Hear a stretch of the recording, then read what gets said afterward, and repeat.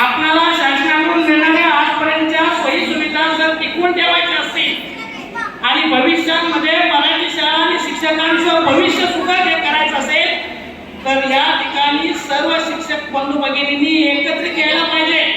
शासनाच्या चुकीच्या धोरणाच्या विरोधात संघर्ष केला पाहिजे. आपल्याला मी आवाहन करतो शिक्षक समितीतर्फे आम्ही आपल्याला अनेक प्लॅटफॉर्म बहुसंख्येने प्रत्येक ठिकाणी उपस्थित राहणं गरजेचं आहे. मित्रांनो, त्याशिवाय आपलं भविष्य सुकर होणार नाही. आपण पाहतो संच मान्यतेचा विषय पहिला 30 पटाला 1, 60 पटाला 2, 1 ते 5 ला आणि 61 ते पुढे 90 पर्यंत तिसरा शिक्षक बसायचा.